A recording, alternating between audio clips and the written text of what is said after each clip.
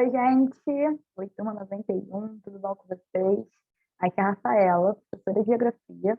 Na aula de hoje, daremos início aos nossos estudos do capítulo 5, que tem como tema Europa. O conteúdo da aula de hoje vocês podem encontrar nas páginas 20 e 21 da nossa apostila. Vamos nessa?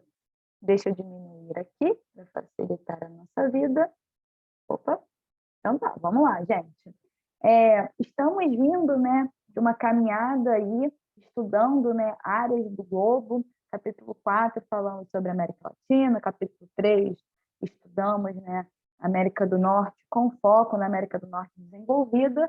Hoje vamos dar sequência, né, a essa pegada que a gente tem tido, e vamos falar de Europa, certo? Europa, um continente super importante economicamente, historicamente, é, né, ao longo da história, né?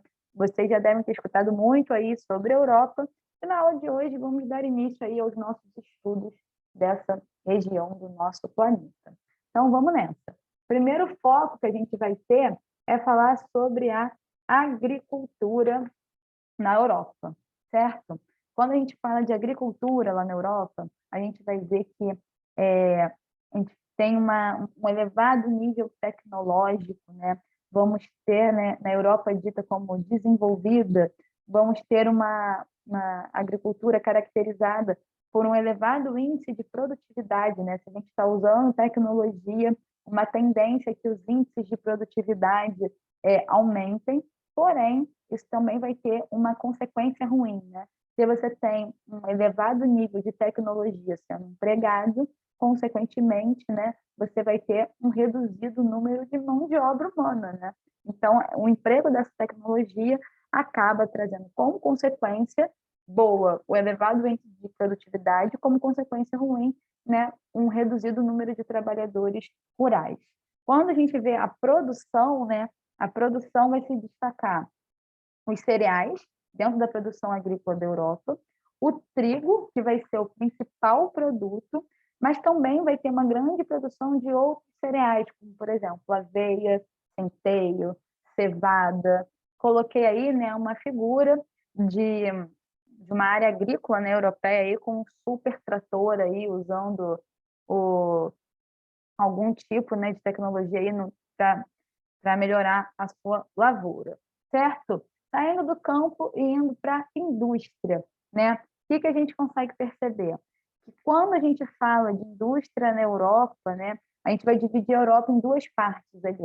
A Europa ocidental, que é a região mais rica, que desde o término da Segunda Guerra Mundial vive na democracia, e inclusive, né, dentro do contexto da Guerra Fria, sempre esteve, né, alinhada com o bloco capitalista, e temos a Europa oriental, desculpa, que vai ser composta, né, por países que já fizeram parte da extinta União Soviética. Aí a gente retoma, né, a ideia ali daquele contexto de Guerra Fria, e é uma região comparativamente mais pobre, né?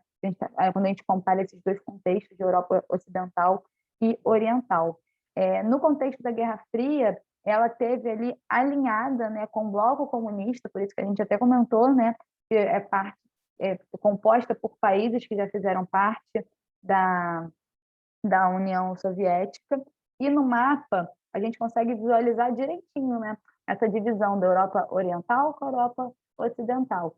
A Europa Ocidental é a amarelinha e a Europa Oriental é essa cor de rosa, tá? A Europa Ocidental vai possuir um setor industrial moderno, diversificado, indo da indústria de base até a indústria de tecnologia, né, da tecnologia de ponta. Isso vai trazer como consequência, né, vai proporcionar o surgimento de diversas empresas, né, que vieram se tornar multinacionais. A indústria, gente, tem alguns fatores, algumas coisas que a indústria precisa, né, para poder se desenvolver. E recursos energéticos são fundamentais, certo? Recursos energéticos e recursos minerais, né? Porque a indústria ela vai precisar de energia, vai precisar de matéria-prima. Então, no contexto da primeira revolução industrial, o carvão foi o principal recurso energético. abastecia as máquinas, né, as máquinas a vapor nesse contexto, principalmente nas indústrias têxteis. Nesse contexto, as indústrias elas se instalam, né, próximas às áreas de extração dos minérios. Em 1858, houve o descobrimento do petróleo, suas utilizações na indústria e nos transportes vai começar a crescer, né, em larga escala, e também foram feitos investimentos em usinas hidrelétricas, nucleares, acelerando o desenvolvimento econômico e industrial. Inclusive, galera, vocês conseguem visualizar aí a imagem de um carvão, né, carvão mineral aí que é usado como fonte de energia. A Europa, ela tem, né, a Europa, principalmente ali ocidental, ela vai ter uma consciência ecológica a favor da preservação da natureza, né, preservação dos recursos naturais, impedindo, né, que as indústrias agridam de maneira muito intensa o meio ambiente.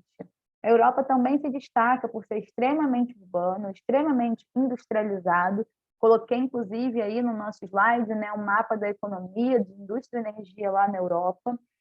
A grande maioria das pessoas vivem nas cidades, né? A grande maioria da população vive em ambientes urbanos, porque é aquilo, né, gente? O ambiente urbano tende a concentrar oportunidades de trabalho, ainda mais que na agricultura a gente viu, né, que é extremamente mecanizado, então não tem muitos postos de trabalho.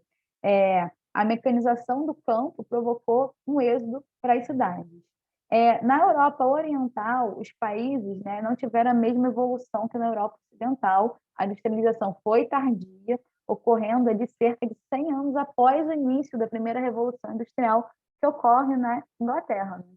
Né? Então, vamos lá, deixa eu abrir aqui para a gente poder combinar nossas atividades, para a gente poder fixar os conteúdos vistos na aula de hoje. Vamos fazer exercício de verso número 8, questões de 1 a 8, na página 22.